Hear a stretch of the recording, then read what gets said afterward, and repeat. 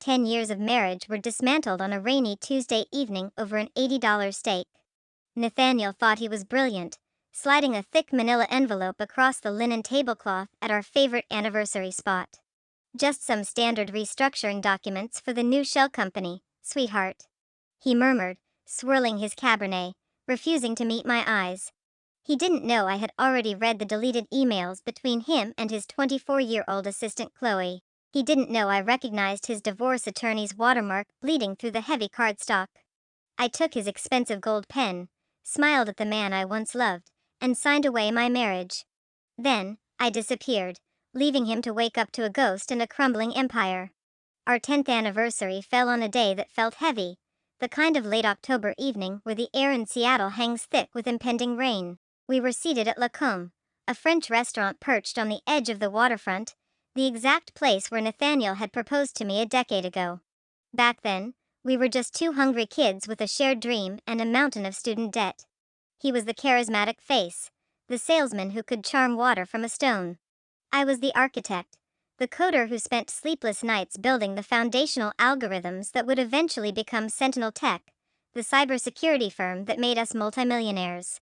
Now, Nathaniel wore a bespoke Italian suit that cost more than our first car, and a Patek Philippe watch that I had bought him for his 35th birthday. He looked the part of the successful tech CEO, but to me, sitting across from him, the illusion was shattering in real time. "The scallops are excellent tonight, Caroline," he said, cutting into his food with a forced mechanical rhythm. He had barely looked at me since we sat down. His eyes kept darting to his phone, which sat face down on the table, a classic tell.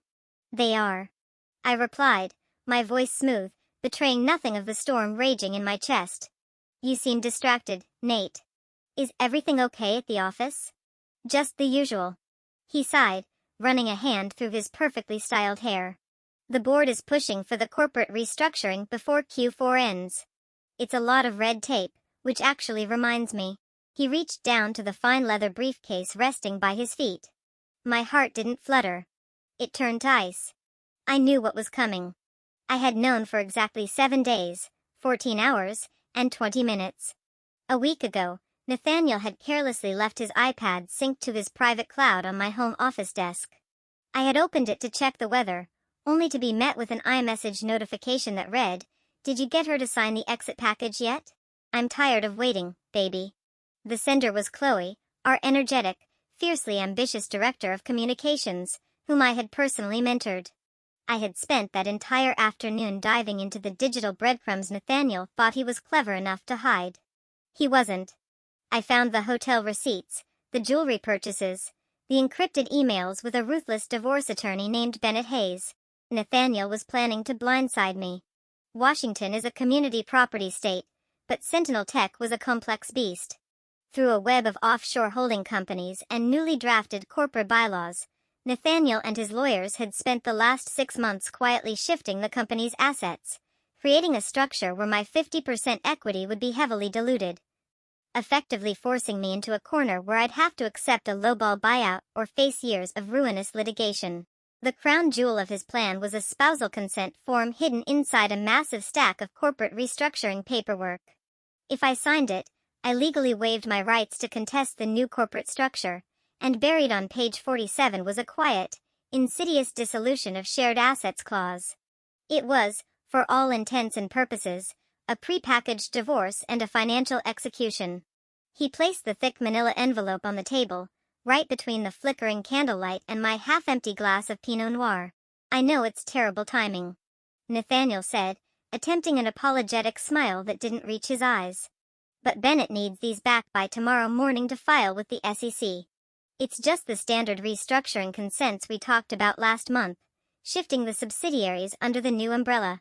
I looked at the envelope. It looked so innocuous, just paper, but it represented the death of my youth, the betrayal of my trust, and the assassination of the life we built together. "On our anniversary, Nate?" I asked, tilting my head, playing the part of the slightly annoyed but compliant wife perfectly. I know, I'm a terrible husband." He chuckled nervously. The irony of his words hung in the air, thick and suffocating. "I promise, I'll make it up to you this weekend.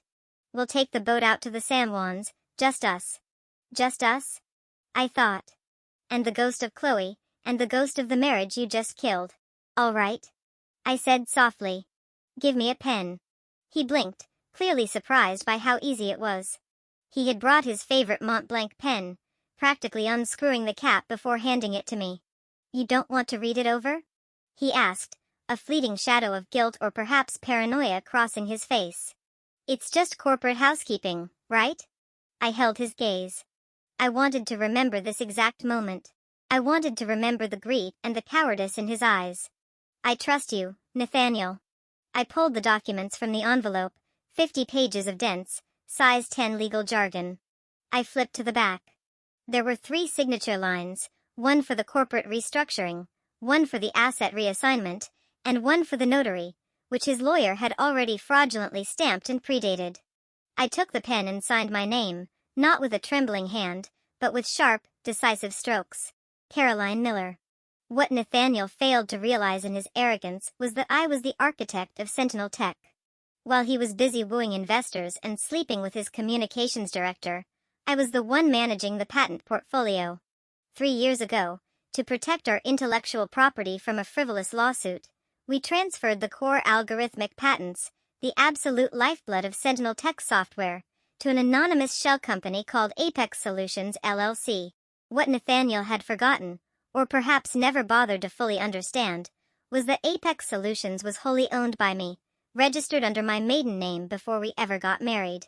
Sentinel Tech was merely licensing the tech from Apex for $1 a year. By having me sign these specific papers, effectively severing our joint assets and waiving my rights to Sentinel Tech, he was successfully cutting me out of his company. But he was also unknowingly severing Sentinel Tech's license to use the Apex patents. Without my joint marital goodwill, Sentinel Tech had no legal right to its own software. He was handing me the guillotine, completely unaware that his own neck was already in the block. Thank you, Care. He breathed a sigh of relief, quickly snatching the papers back and sliding them into his briefcase as if they might catch fire. You're the best. Happy anniversary, Nathaniel. I said, raising my glass. I took a sip, the wine tasting like victory and ashes. The drive back to our Mercer Island estate was suffocatingly quiet. The rain had finally started to fall, drumming a steady, melancholic rhythm against the roof of the Mercedes.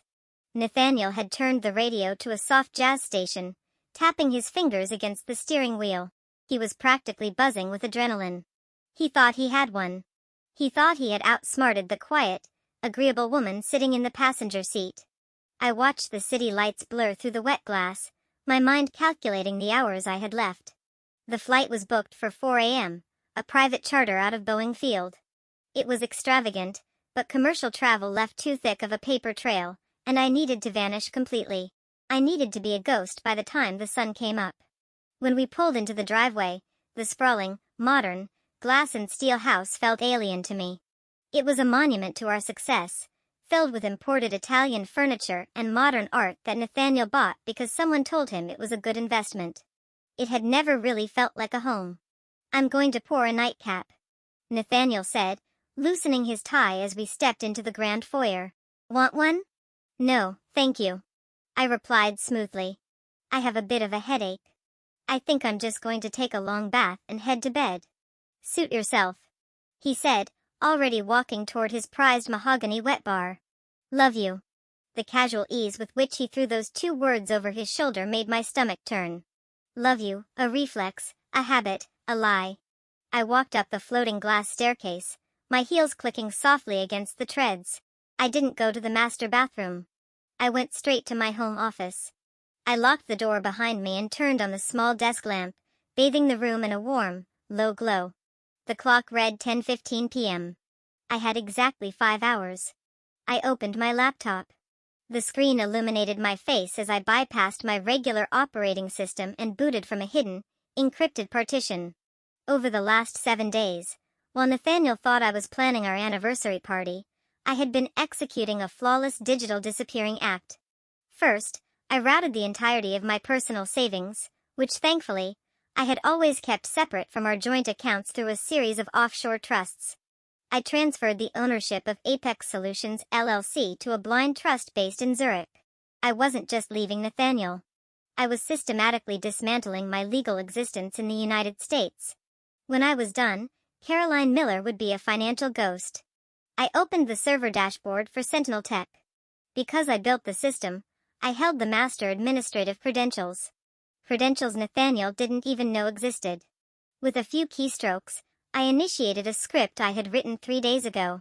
It was a beautiful piece of code, silent and devastating. It wouldn't destroy any data. That would be a crime. Instead, it systematically revoked the license keys for the core algorithm across all of Sentinel Tech's active client servers, scheduled to trigger exactly 72 hours from now. On Friday morning, every major bank, hospital, and government contractor using Sentinel's cybersecurity software would receive a fatal error. License expired. Core IP access revoked. Nathaniel's company would turn into an empty, useless shell in the blink of an eye. And when his engineers frantically tried to fix it, they would find a legally binding block, redirecting them to the new IP owner in Switzerland, demanding a licensing fee of $50 million a month. A quiet knock on my office door made me freeze. "Care?" Nathaniel's voice was muffled through the heavy oak. "You still awake?" I snapped the laptop shut. "Just finishing up an email to my sister, Nate. Be out in a minute." "All right, I'm crashing. The wine is hitting me. Don't stay up too late." "I won't." I waited, holding my breath, until I heard the heavy door of the master bedroom click shut down the hall. I exhaled, the sound trembling slightly in the quiet room. The adrenaline was finally catching up to me. I moved to my personal safe, hidden behind a bookshelf. I spun the dial, my mother's birthday, and pulled out the items I had prepared. A new passport under my mother's maiden name, a prepaid encrypted cell phone, and a stack of $50 bills banded together. I also pulled out one final document. It was a letter, handwritten on heavy cardstock. I had drafted it a dozen times, but the final version was short, devoid of emotion, and surgically precise. "Nathaniel, by the time you read this, I will be gone. Do not look for me. Any attempt to contact me or track me down will result in the immediate public release of the contents of the USB drive on this desk." I read the emails, Nathaniel. I saw the receipts. I know about Chloe. I know about the restructuring. You wanted a divorce. You wanted my shares. You wanted a clean break without the messy financial consequences. Congratulations, you have it. The papers you had me sign tonight gave you the house, the cars, and the company. I concede, but you forgot who built your empire. Check the IP licenses for the Sentinel framework. You'll find they belong to Apex Solutions. And as of tonight, Apex Solutions has revoked your user privileges. You thought you were playing chess, Nate, but you were just playing with the pieces I gave you. Goodbye, Caroline. I placed the letter in the center of the dark oak desk. I took the USB drive loaded with every sordid text, hotel receipt, and piece of evidence of his infidelity, meticulously organized into folders, and set it like a paperweight on top of the note. The physical act of placing it down felt like shedding a lead coat. I was no longer the betrayed wife. I was a sovereign entity, reborn in the fire of his deceit. By 1 a.m., the house was a tomb. The only sound was the relentless Seattle rain lashing against the floor-to-ceiling windows. I moved through the shadows with the silent efficiency of a burglar in my own home. Hacking took less than 20 minutes because I wasn't taking much. I had purchased 2 sleek, matte black Rimowa suitcases earlier in the week. Into them went a carefully curated wardrobe of practical, high-quality clothing, entirely devoid of the flashy designer labels Nathaniel had insisted I wear to his corporate galas. I packed my jewelry box, taking only the pieces that held real sentimental value or high resale liquidity. Then came the symbolic purge. I walked into my massive walk-in closet. It was lined with thousands of dollars of haute couture, rows of Louboutins, and Hermes bags, the uniform of the successful CEO's wife. I left all of it. Let Chloe move in and drown in my hand-me-downs. Let her play dress-up in the life she had fought so dirty to steal. I walked back into the master bedroom. Nathaniel was sprawled across the king-sized bed, softly snoring, a silk sleep mask pulled over his eyes. He looked peaceful, innocent, almost. It disgusted me. I approached his bedside table. He had emptied his pockets there, his wallet, his keys, and the manila envelope he had been so anxious to secure. Slowly, Deliberately, I pulled my left hand up. The 4-carat emerald-cut diamond ring caught the dim ambient light from the hallway, flashing brilliantly. It was a beautiful stone, completely devoid of flaws, just like the fake life we had curated for the public. I slid it off my finger. The skin underneath felt strangely light, cool against the air. I placed the ring squarely on top of the manila envelope. The platinum band clinked faintly against the polished wood of the nightstand. Nathaniel snorted in his sleep, shifting slightly, but he didn't wake. I took one last look at the room, at the man who had promised to protect me, who had instead tried to bury me. There were no tears. I had cried all the tears I had in me during that first afternoon on the office floor when I read his messages. Now, there was only cold, crystalline resolve. I picked up my suitcases and walked out the door, not looking back. My Uber Black was idling at the bottom of the long driveway, its headlights cutting through the heavy downpour. I loaded my bags into the trunk, sliding into the leather back seat. Boeing Field, private terminal, I told the driver. Yes, ma'am, he replied, pulling smoothly away from the curb. As we drove over the I-90 floating bridge, leaving Mercer Island behind, I rolled the window down just an inch. The freezing, rain-slicked wind whipped against my face. I pulled my old iPhone from my coat pocket, the one with the Sentinel Tech family plan, the one filled with 10 years of photos, contacts, and memories. I cracked the window a little further, and as we hit the center of the bridge over the deep, black waters of Lake Washington, I dropped the phone into the abyss. It was a physical severing. Caroline Miller, the devoted wife, the silent partner, sank to the bottom of the lake. By 3:30 a.m., I was sitting in the plush leather seat of a Gulfstream G550, a glass of vintage champagne in my hand. The flight attendant, a discreet woman named Sarah, smiled at me as she secured the cabin. "We are cleared for takeoff, Ms. Hayes," she said, using my mother's maiden name, my new name. "It will be a smooth flight to Geneva." "Thank you, Sarah," I replied softly. As the jet engines roared to life, pressing me back into my seat, I closed my eyes. We tore through the storm clouds, breaking through the atmosphere until the turbulence smoothed out into absolute stillness. I opened my eyes and looked out the window. We had climbed above the weather. The moon was brilliant and full, illuminating a sea of white clouds below. Somewhere down there, miles below in the rain and the dark, Nathaniel was sleeping peacefully. He would wake up in a few hours. He would reach across the bed and find it empty. He would see the ring on the envelope. He would walk into my office and read the letter. He would scramble to his computer, desperately trying to log into the servers, watching in real time as the empire he thought he had stolen slipped like water through his greedy fingers. His world was about to end, but up here, above the clouds, bathed in moonlight, my world was just beginning. Geneva welcomed me with a crisp, biting wind that felt like a baptism. Stepping off the plane onto the tarmac at Cointrin Airport, the heavy, rain-soaked oppression of Seattle was a lifetime away. I was no longer the betrayed wife of a tech billionaire. I was Caroline Hayes, a woman with a clean slate, a hidden fortune, and an empire of my own design waiting to be awakened. My new residence was a minimalist penthouse in the Eau-Vive district, overlooking the impossibly blue waters of Lake Geneva. I had secured it months ago through a corporate proxy, paying a year's rent in advance. The apartment was stripped of anything soft or sentimental, all sleek marble, chrome, and floor-to-ceiling glass. It mirrored the ice that had replaced my heart. After unpacking my 2 suitcases, I made myself a cup of black coffee, sat at the massive oak dining table, and opened my laptop. It was 4 p.m. in Switzerland, which meant it was 7 a.m. back in Seattle. Nathaniel's alarm would be going off right about now. I hadn't just left him a letter, I had left myself a window. During my meticulous preparations, I had installed a discreet, encrypted backdoor into the Mercer Island estate's internal security system. It was technically a violation of the very privacy protocols Sentinel Tech prided itself on, but I was past caring about the moral high ground. I wanted to see the exact moment the illusion broke. I wanted to witness the architect of my misery realize he was trapped in a burning building. I pulled up the feed for the master bedroom. On the screen, bathed in the gray light of a Pacific Northwest morning, Nathaniel stirred. He groaned, swatting at the alarm clock on his nightstand. He rolled over, his arm instinctively reaching out for me. His hand found nothing but cold, empty Egyptian cotton. He sat up, rubbing his eyes, his perfectly manicured hair a messy halo. "Hair," he mumbled, his voice scratchy through the audio feed. He swung his legs out of bed.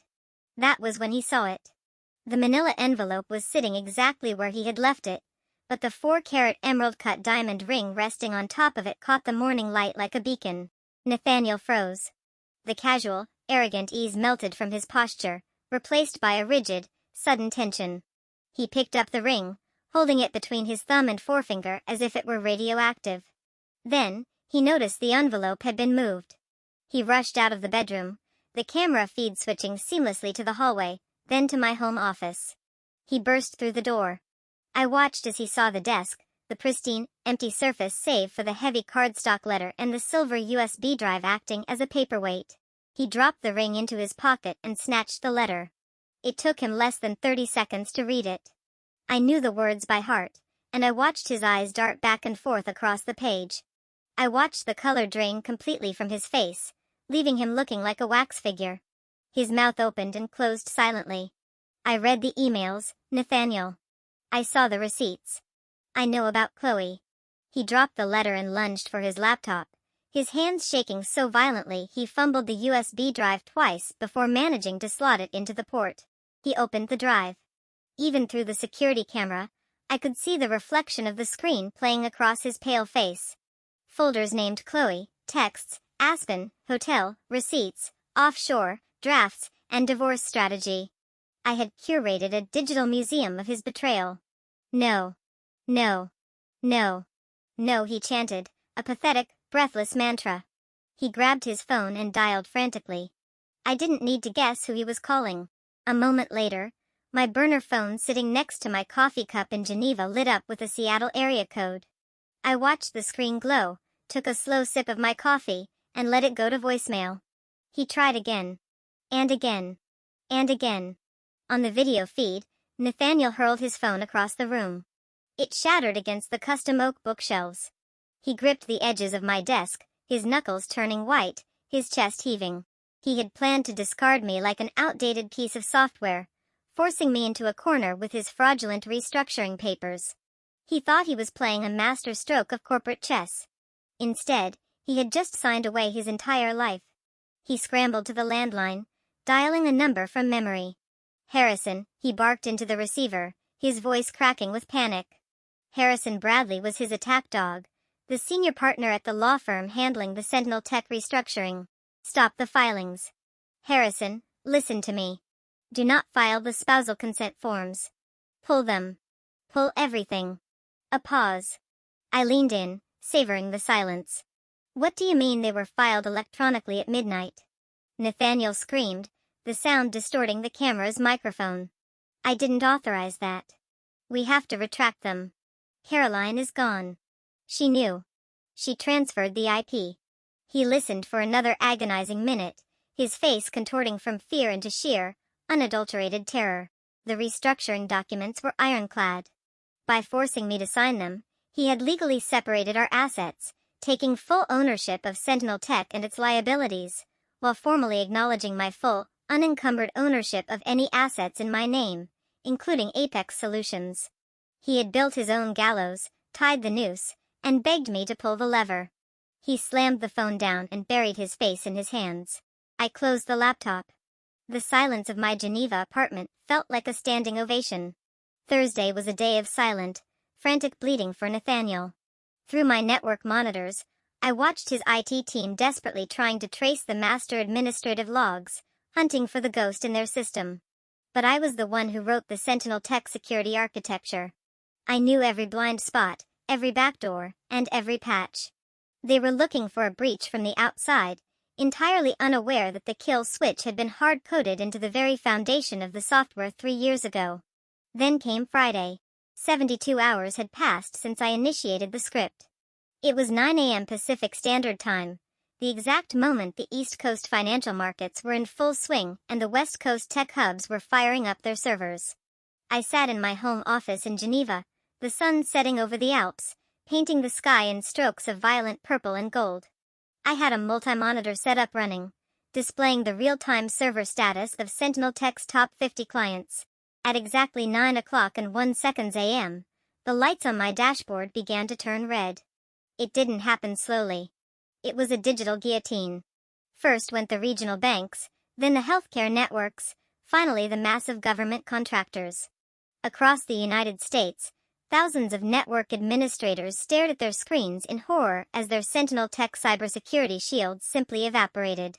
The error message was identical across the board, written in stark, uncompromising text. Fatal error. Core IP license expired. Access revoked by owner Apex Solutions LLC. Sentinel Tech no longer holds valid distribution rights. System locked to prevent unauthorized intellectual property theft. It was a masterclass in corporate sabotage. I hadn't hacked them. I hadn't stolen their data. I had simply exercised my legal right as the patent holder to terminate an expired license. But the effect was catastrophic. Without the Sentinel Shield, these multi-billion-dollar companies were completely exposed to the open web. Through the internal Slack channels I was still quietly monitoring, the panic was a beautiful, chaotic symphony. At here, the entire grid is down. What is Apex Solutions? David, Chen, lead engineer. I'm locked out of the core framework. The encryption keys have been rotated. Who authorized this? Chloe, comms. Guys, the phones are melting. Chase Bank is threatening to sue us for breach of contract. Where is Nathaniel? Where was Nathaniel? He was standing in the middle of the Sentinel Tech boardroom, staring down the barrel of a loaded gun. I knew this because I had one final card to play.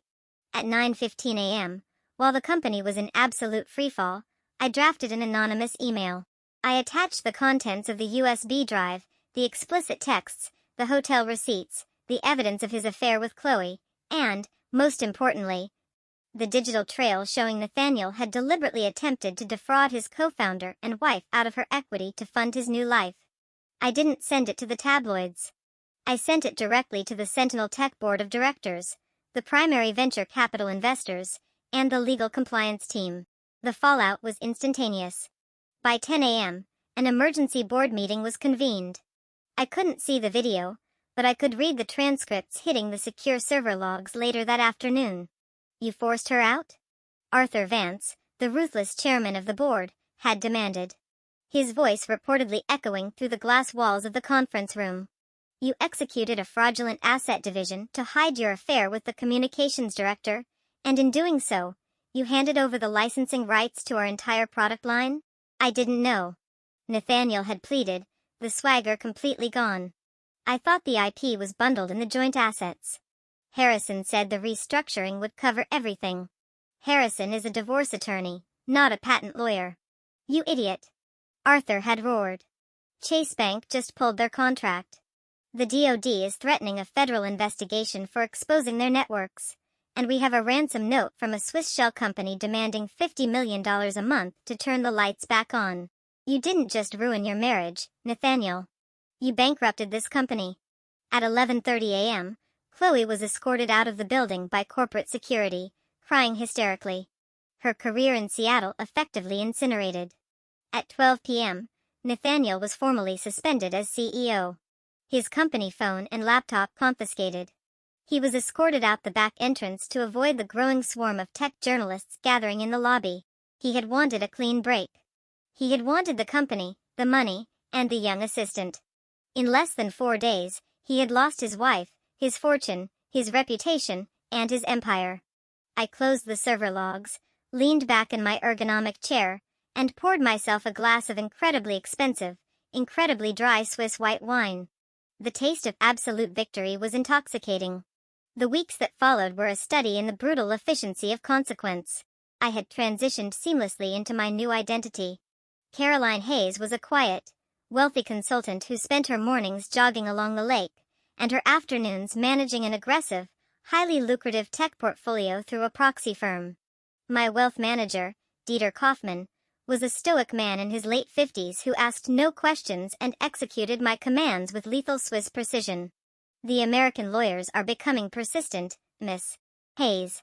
Dieter noted during our weekly meeting in his mahogany-paneled office on the Rue du Rhône. He slid a thick stack of cease and desist letters across the desk. They were plastered with the letterhead of 3 different elite Seattle law firms. Persistent, but powerless, I assume? I asked, not bothering to touch the papers. Entirely. Dieter smiled, a rare, thin stretching of his lips. Apex Solutions LLC is protected under the strictest layers of our corporate privacy laws. They have attempted to file injunctions, but without a named executive to serve, and with the IP legally registered here, their federal courts have no jurisdiction. Furthermore, your former associate is currently facing a mountain of domestic litigation. Tell me about the bleeding, Dieter. Dieter opened a leather-bound folio. It is extensive. Sentinel Tech is facing class action lawsuits from 14 major clients for breach of contract and gross negligence. Because Mr. Parsons Miller signed those restructuring documents, he absorbed 100% of the company's liability. The board has formally severed him, voided his golden parachute under a morals clause, thanks to the convenient leak of his indiscretions, and they are suing him personally for fiduciary malpractice. I let the words wash over me. Fiduciary malpractice. It meant they were coming for his personal assets to pay the company's debts. And his personal finances? I pressed. Frozen. Dieter replied. The Mercer Island estate has been collateralized by the bank. His offshore accounts were seized pending the SEC investigation into the fraudulent restructuring filings. He is, for all intents and purposes, entirely insolvent. Nathaniel was a cornered animal, and like all cornered animals, he became desperate. He realized that his only way out was to find me. If he could find me, he thought he could bully, manipulate, or beg me into transferring the Apex patents back to Sentinel Tech. He didn't understand that I wasn't hiding because I was afraid. I was hiding because I didn't want to be bothered by the stench of his desperation. Through my residual network taps, I learned he had pawned his beloved Patek Philippe watch and his vintage Porsche to hire a high-end private investigator named Simon Cross. Cross was a former MI6 operative who specialized in finding high-net-worth individuals who didn't want to be found. He was good, but I was the architect. I knew Cross would start with my financial footprint, so I left him one. A carefully constructed breadcrumb trail that looked like a sloppy mistake. I routed a small, recurring payment from one of my secondary burner accounts to a luxury long-term rental agency in Monaco. I even had Dieter arrange for a local proxy to pick up mail under the name Caroline Miller at a specific high-end villa overlooking the Mediterranean. It took Cross exactly 3 weeks to find the bait. I watched the drama unfold via a hired local security contact I had placed in Monaco. Nathaniel, running on the last fumes of his borrowed cash, flew commercial, a humiliating experience for a man used to private jets to Nice, and took a train into Monaco. He showed up at the villa's wrought iron gates, looking haggard, unshaven, and unhinged. He buzzed the intercom incessantly. When the gate finally opened, he practically sprinted up the driveway, expecting to find me lounging by the infinity pool, ready to be berated into submission. Instead, he was greeted by my security proxy, a massive former French Foreign Legionnaire named Luc. "Where is she?" Nathaniel screamed, trying to push past the giant of a man. "Caroline, get out here. You're ruining my life." Luc calmly placed a hand on Nathaniel's chest, stopping him dead. "Monsieur, there is no Caroline here. This property is leased to a corporate entity. I know she's here. Her name is on the mail." Luc reached into his pocket and pulled out a small, sealed envelope. "I was instructed to give this to a frantic American matching your description, should one ever arrive." Nathaniel snatched the envelope. Inside was a single printed piece of paper. Not a heartfelt letter, not an explanation, just a printed screenshot. It was a screenshot of the Mercer Island Estate's public foreclosure listing, stamped with the word sold. Underneath it, I had typed a single sentence. "Enjoy the Riviera, Nate. Hope the flight wasn't too cramped." My contact reported that Nathaniel fell to his knees on the cobblestone driveway, clutching the paper, finally broken. The illusion of his control was entirely shattered. He was a man with no company, no money, no wife, and no home, stranded in one of the most expensive cities in the world with a return ticket he could barely afford. Back in Geneva, I closed the encrypted email from Luc and deleted the thread. The storm had passed. The wreckage of Nathaniel Miller was a smoldering ruin thousands of miles away, a monument to his own arrogance and greed. I walked out onto the terrace of my penthouse. The air was freezing. The sky, a brilliant, blinding blue. Below me, the city hummed with life, indifferent to the drama of my past. I had been the quiet partner, the silent builder, the loyal wife who stayed in the shadows while he took the spotlight. He thought that made me weak. He thought that meant I was disposable. He forgot that the person who builds the house is the only one who knows exactly where to place the dynamite to bring it all down. I breathed in the cold Swiss air, feeling the absolute, unbridled freedom of a ghost who had rewritten her own haunting. The game was over. The board was cleared. And for the first time in 10 years, I was exactly where I belonged, at the top of an empire, answering to no one but myself. Winter descended on Geneva with a pristine, unforgiving cold. The snow capped the Jura Mountains, turning the landscape into a stark painting of white and gray. It suited my mood perfectly. I had spent the last 2 months watching Sentinel Tech bleed out from a safe distance, but destroying Nathaniel's empire was only the first phase of the architecture. A true visionary doesn't just burn a building down, she buys the scorched earth for pennies and builds a skyscraper on the ashes. Sentinel Tech was officially in Chapter 11 bankruptcy. Without the Apex Solutions IP license, their software was useless code, their hardware just expensive metal. The 14 class action lawsuits had drained their operating capital, and the board of directors was desperately trying to liquidate anything of value to appease their furious creditors. But I wasn't the only vulture circling the carcass. Horizon Capital, the Silicon Valley venture firm that had backed Sentinel from our series of funding, was out for blood. The lead partner on our account was a man named Richard Sterling. Richard was a quintessential Sand Hill Road predator, Harvard-educated, ruthlessly charming, and possessing a moral compass that strictly pointed toward profit. He had always patronized me during board meetings, treating me as Nathaniel's quirky coding wife, rather than the genius keeping the company afloat. I knew Richard wouldn't just take a $90 million write-off lying down. On a frigid Tuesday morning, my private line, the one heavily encrypted and strictly monitored by Dieter Kaufmann's security team, rang. I was sitting in my Ovives penthouse, watching the snow fall over the lake while reviewing the draft for a new corporate entity I was forming in Luxembourg. Miss Hayes. Dieter's voice was clipped, a rare sign of tension. We have a situation. A man named Richard Sterling is sitting in the lobby of my office building on the Rue du Rhône. He is refusing to leave until he speaks with the managing director of Apex Solutions.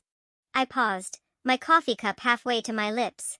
Richard had figured it out. It was inevitable, really. Nathaniel was too stupid to connect the dots, but Richard had an army of forensic accountants. He would have traced the legal phrasing of the IP transfer, noticed the deliberate timing of the spousal consent forms, and recognized the absolute surgical precision of the strike. He knew Nathaniel wasn't smart enough to orchestrate his own demise so flawlessly. Did he bring lawyers, Dieter? I asked calmly. 2. American. Aggressive suits, bad French. Dieter replied. Shall I have building security escort them to the street? No.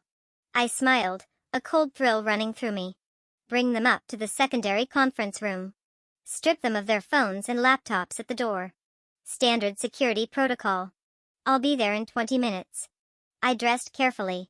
A tailored charcoal suit from Acris, a silk blouse, and a vintage Cartier watch. I wasn't the invisible wife in a tech hoodie anymore. I was the executioner. When I walked into the conference room at Dieter's firm, the air was thick with masculine impatience.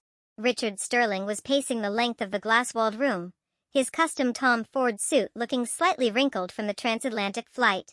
His 2 lawyers sat at the long mahogany table, looking profoundly uncomfortable under the watchful eye of Dieter's security detail.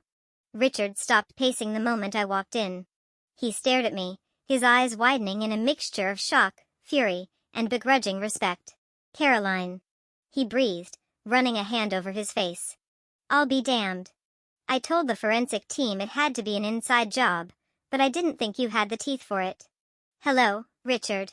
I said smoothly, taking the seat at the head of the table. I didn't offer my hand. I prefer Miss Hayes now. To what do I owe the pleasure of this unannounced intrusion? Richard scoffed, leaning heavily against the table.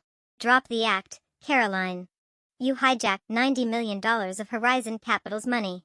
You used Nathaniel's infidelity to execute a hostile takeover of Sentinel's IP, tanked the company, and now you're holding the entire tech sector hostage.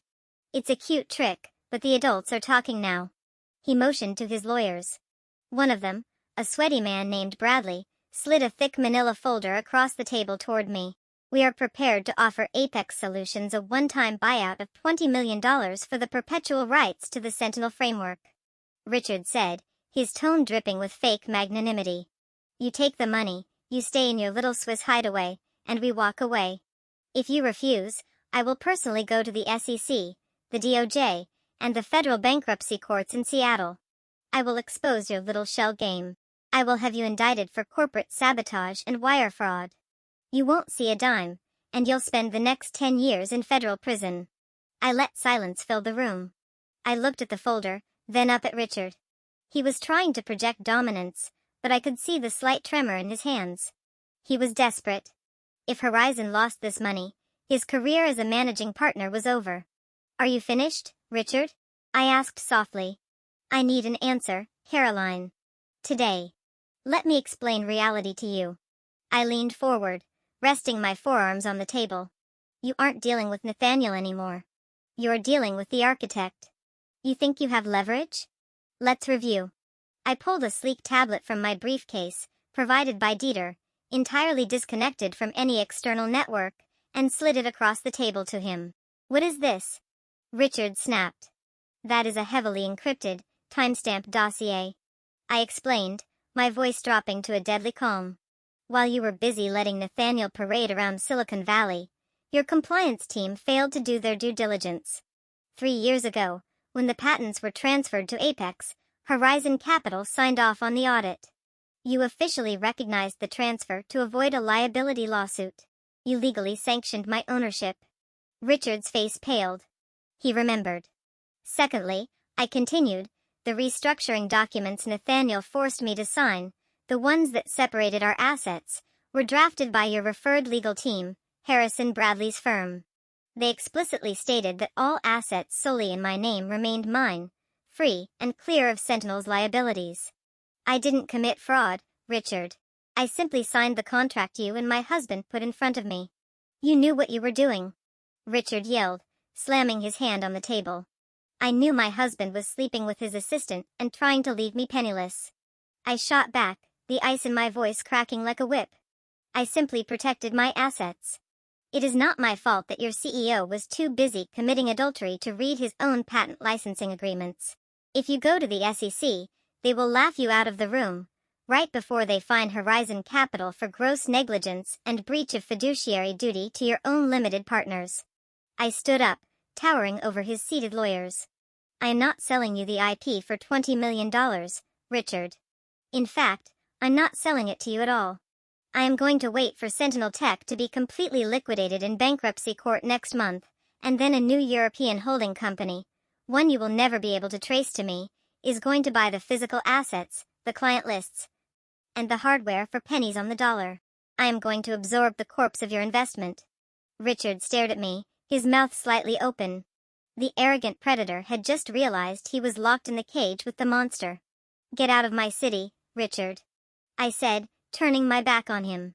And if you ever show up uninvited again, I will release the dossier to the Wall Street Journal.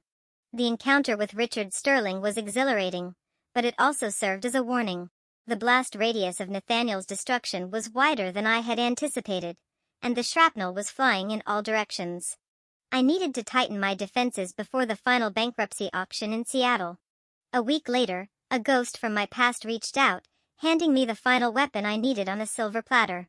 I received an email on an old, obscure account I had used years ago for a gaming forum. The subject line was simply Seattle. The body of the email contained a single sentence. I know what Nathaniel and Richard did before the crash. I need help. See. Chloe, the 24-year-old director of communications, the woman who had sent those sickeningly sweet texts to my husband, asking if he had gotten her to sign the exit package yet.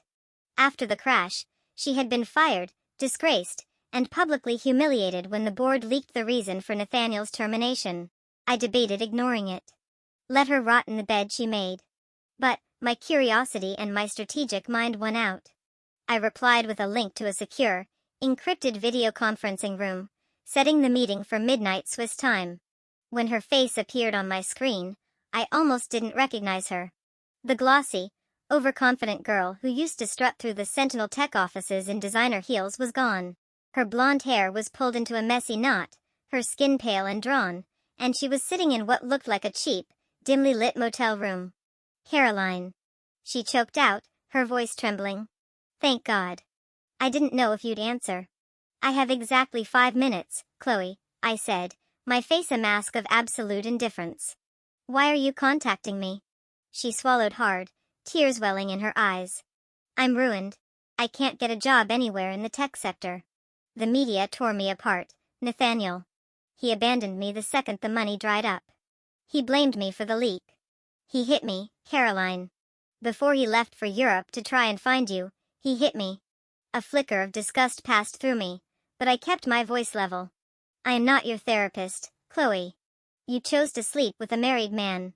You actively participated in a plot to defraud me. Why should I care about your current misfortune?"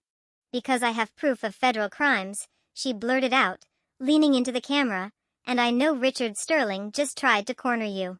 That caught my attention. "Go on." When Nathaniel realized the company was going under, right before the servers locked down on that Friday, he panicked, Chloe explained, her words spilling out in a rush. "He called Richard. I was in the office with him. I recorded it on my phone.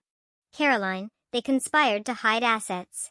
Richard told Nathaniel to illegally transfer $5 million from the employee pension fund into a blind offshore account to cover their legal fees before the bankruptcy froze everything. It's a felony. Wire fraud, embezzlement, all of it." I leaned back in my chair, the gears in my mind turning rapidly. If Richard and Nathaniel had touched the employee pension funds, they had crossed a line that the federal government did not forgive. It was the kind of crime that carried mandatory minimum sentences in federal prison. "Why are you giving this to me?" I asked. "Because the DOJ has subpoenaed me," Chloe sobbed.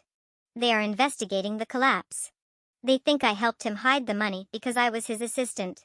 I'm looking at accessory charges. I need a lawyer, Caroline, a good one, and I have absolutely nothing." She was pathetic, a minor predator who got caught in the jaws of a leviathan, but she was holding the key to my absolute unassailable victory. "Send me the audio file," I commanded. "Will you help me?" she pleaded. "Send the file, Chloe. If it is authentic, I will wire $200,000 to a retainer account for Eleanor Crawford. She is the best white-collar criminal defense attorney in Seattle. She will arrange an immunity deal for you in exchange for handing the recording over to the feds." Chloe's relief was palpable. "Thank you. God, Caroline, I'm so sorry for everything." "Don't apologize," I said coldly. "Just learn the lesson. Never build your life on a foundation of someone else's stolen bricks." I terminated the connection. 5 minutes later, an encrypted audio file landed in my inbox. I hit play. Through the static, Nathaniel's panicked voice echoed in my quiet Swiss apartment. "Richard, the IP is gone. She transferred it. We are dead in the water." Then, Richard's arrogant, commanding tone, "Shut up and listen to me, Nate. The board doesn't know yet. Before the SEC locks this down, you need to execute a backdoor transfer from the Level 4 employee pension reserve. Route it through the Cayman shell we used for the Series B tax write-off. We need a war chest, or we are both going to jail." It was a smoking gun, a beautiful, indisputable smoking gun. I didn't just have the power to defeat them in the boardroom anymore. I had the power to strip them of their freedom. I forwarded the audio file to Dieter with a single instruction: prepare the final strike. The final act of the tragedy played out exactly 3 months after the night I signed those divorce papers. The United States Bankruptcy Court for the Western District of Washington was a drab, imposing building in downtown Seattle, smelling of stale floor wax and institutional despair. I wasn't there in person, of course. I was sitting comfortably in my Geneva office, watching a secure closed-circuit feed of the proceedings arranged by my proxy legal team. The auction of Sentinel Tech's physical assets and remaining client contracts was a depressing affair. The company that was once valued at $1.2 billion was being carved up like a dead whale. Nathaniel was sitting in the back row of the gallery. He looked 10 years older. He was wearing a cheap, ill-fitting suit. His bespoke Italian wardrobe had been seized by creditors months ago. His hair was thinning, his posture slumped. He was there because he had to be. The bankruptcy trustee had mandated his presence to sign over the final liquidation deeds. Richard Sterling was not there. He was currently sitting in a federal holding cell. 2 weeks prior, acting on the immunity deal secured by Eleanor Crawford, Chloe had handed the audio recording over to the FBI. The raid on Horizon Capital's offices had made the front page of the Wall Street Journal. Richard had been dragged out in handcuffs, his career obliterated, facing a 20-year sentence for pension fraud. Now, it was just Nathaniel left to watch the final rites of his empire. The judge, a stern woman with no patience for corporate theatrics, banged her gavel. We will now open the bidding for the primary asset block of Sentinel Tech, which includes all server hardware, physical real estate leases, and the residual unbreached client contracts, the judge announced. Do we have an opening bid? A tall, impeccably dressed Swiss lawyer, my representative, hired through Dieter's firm, stood up in the front row. Your Honor, on behalf of Ethelgard Holdings, based in Luxembourg, we offer a preemptive bid of $12 million for the entire block. A murmur went through the courtroom.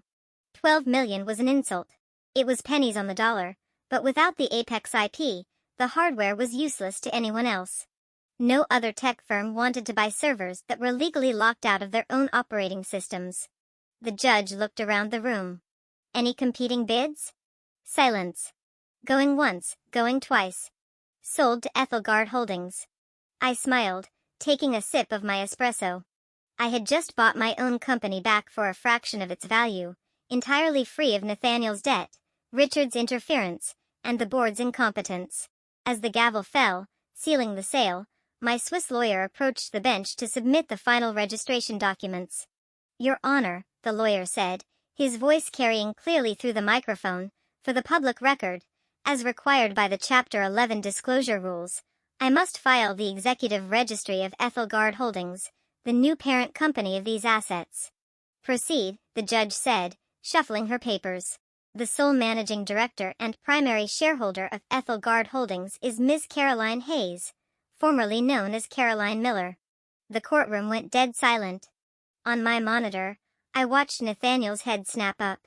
His eyes widened in absolute, horrifying realization. He stared at the Swiss lawyer, then looked around the courtroom as if expecting me to materialize from the shadows. He finally understood the full scope of what had happened. I hadn't just taken his company.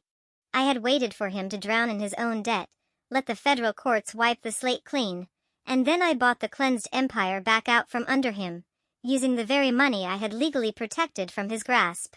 He stood up, his chair scraping violently against the linoleum floor. No! He shouted, his voice cracking with hysteria. That's her. She planned this. She stole it from me. The judge slammed her gavel down furiously. Mr. Miller, sit down and be quiet, or I will hold you in contempt of court. You don't understand, Nathaniel sobbed, tears finally streaming down his face as 2 bailiffs approached him. She took everything. She's the one who destroyed it all. Mr. Miller, you signed the corporate restructuring agreements that relinquished your claim to her intellectual property. You bankrupted this company through your own gross negligence and subsequent fraudulent activities. The judge fired back, her voice dripping with disdain. Ms. Hayes is a legally recognized independent corporate entity who just saved this court weeks of liquidation proceedings. Bailiffs, remove him from my courtroom. I watched as the man who had promised to love and protect me, the man who had tried to discard me over an $80 stake, was physically dragged out of the courtroom by his arms, weeping uncontrollably. The heavy oak doors swung shut behind him, cutting off his pathetic cries. It was the most beautiful sound I had ever heard. I reached out and pressed the button to end the video feed. The screen went black, leaving only my reflection in the glass. I didn't look like a victim. I didn't look like a scorned wife. I looked like a CEO. The transition was complete. I stood up from my desk and walked over to the floor-to-ceiling windows of my penthouse. The snow had stopped falling over Geneva, and the afternoon sun was breaking through the clouds, casting a brilliant, blinding light over the lake. Ethelgard Holdings would merge the Sentinel hardware with the Apex IP by the end of the week.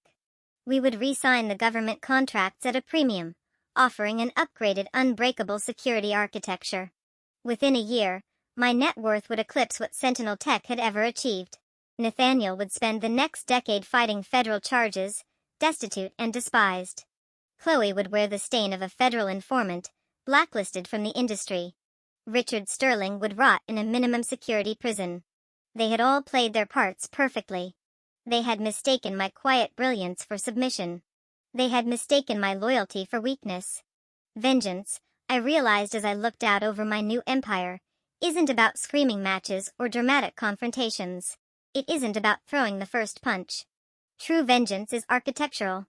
It is about understanding the structural integrity of your enemy's life, finding the single load-bearing pillar they are too blind to see, and quietly, legally, pulling it out.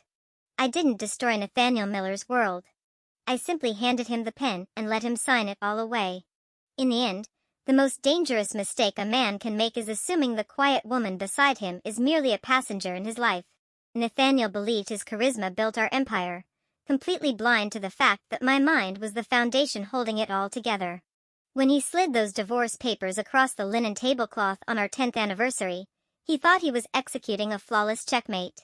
He didn't realize he was simply signing his own financial death warrant. Today, the ashes of his arrogance are the very soil from which my new legacy grows. I am no longer a shadow, a secret, or a discarded wife.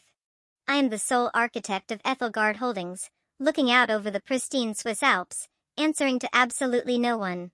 Nathaniel wanted to erase me, to rewrite his future. Instead, he handed me the pen and I erased him.